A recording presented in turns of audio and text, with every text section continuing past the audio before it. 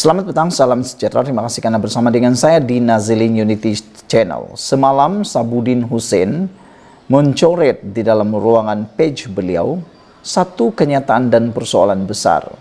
Apabila Sabudin kata, adakah PAS cuba untuk menebuk atap sekali lagi? Selain daripada itu, satu lagi coretan di dalam FNT yang ditulis oleh Mohsin Abdullah turut menarik perhatian kita. Yaitu timbul lagi cerita PAS siap nak jadi kerajaan.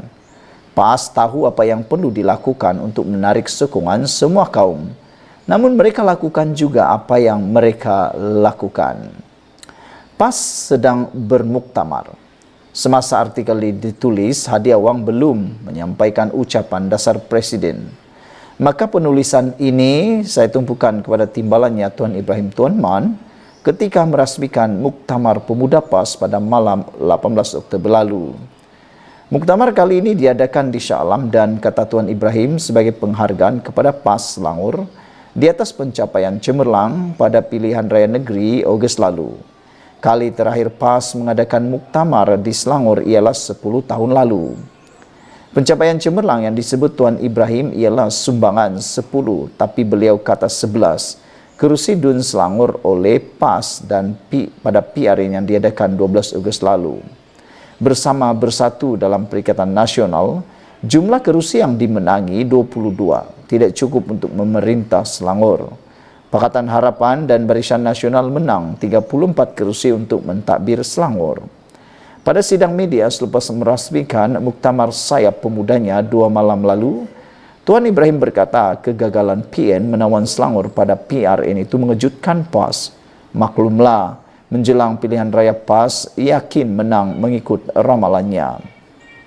Sebelum sidang media itu dalam ucapan perasmian Muktamar Pemuda, Tuan Ibrahim menyuarakan keyakinan PAS akan kembali ke Putrajaya kerana kita punya peluang menerajui persekutuan dalam tempo tidak berapa lama lagi. Beliau mendakwa dikunjungi ramai wakil kedutaan asing yang membuat kesimpulan masa depan terletak, negara terletak kepada Perikatan Nasional dan PAS akan menerajui. Kata kuncinya, PAS bukan bersatu, menerajui. Oleh itu kata beliau, PAS harus bersedia menerajui kerajaan masa depan dan pemuda mesti melengkapkan hakikat tersebut dan bersama pimpinan menerajui kerajaan. Bagaimanapun bagi pemuda PAS, kepimpinan partilah yang mesti lebih serius memberi ruang dan peluang kepada tenaga muda tampil ke depan bagi mengisi kemenangan pilihan raya. Ini kata Ketua Ahmad Fadli Sari ketika menyampaikan ucap tama. Ucapan beliau yang terakhir selaku Ketua Sayap. Fadli tidak pertahankan jawatan pada pemilihan parti yang dijadwalankan pada muktamar ini. Fadli mengambil PMN di 6 negeri sebagai contoh di mana pihaknya sedikit terkilan apabila penyertaan calon muda begitu sedikit. Pada hemat saya, istilah sedikit terkilan boleh membawa maksud kecewa.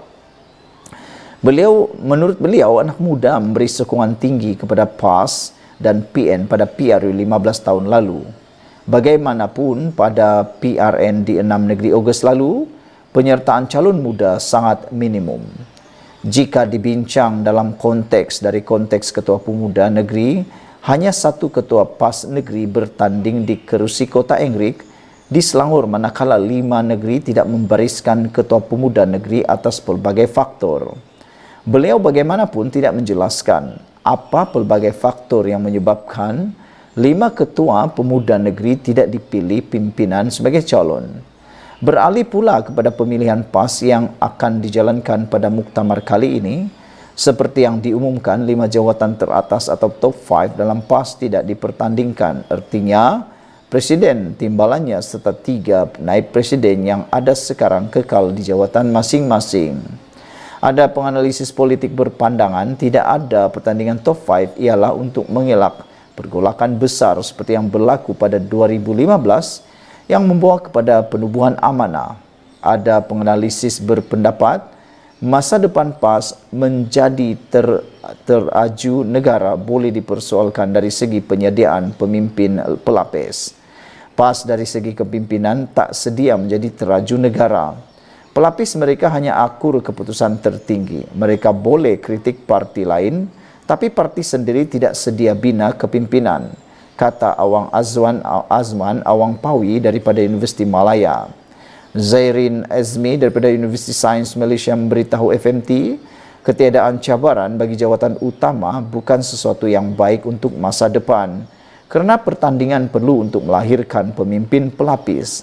Namun, walaupun tiada pertandingan top 5, tetapi untuk AJK ada. Muka baharu perlu tanding supaya sentiasa ada pelapis boleh beri nafas segar serta idea baru.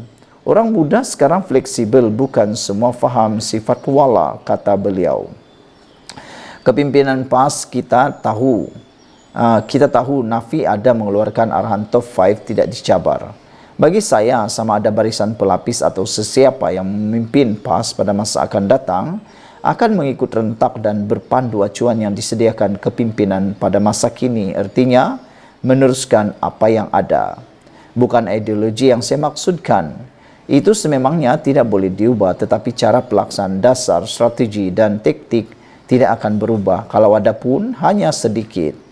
PAS pimpinan Hadi berbeza dengan PAS dipimpin Fadzil Nur dan Aziz Nikmat. PAS sekarang dilihat semakin hardline. Sejak berdampingan dengan bekas Perdana Menteri Mahathir Mohamad, PAS kelihatan menjunjung konsep ketuanan Melayu berbanding konsep PAS untuk semua.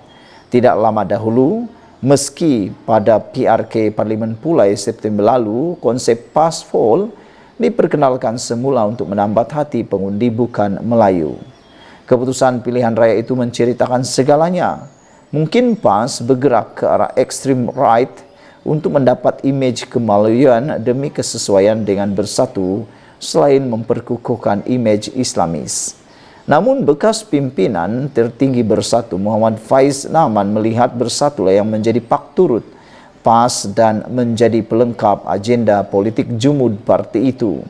Katanya, sekiranya Bersatu menjadi semakin ekstrim di bawah PN, sukar untuk membentuk kerajaan pusat kerana ia memerlukan kerjasama semua kaum termasuk blok Borneo yang ramai pribumi bukan Islam serta Muslim yang moderate. Kalau setakat nak mempertahankan atau menawan negeri tradisional majoriti besar Melayu konservatif seperti Kedah, Kelantan, Perlis dan Terengganu, bolehlah. PAS yang untung akhirnya pun, katanya. Apa yang beliau kata bukan pendedahan baru. PAS pun tahu betapa benarnya kata-kata itu.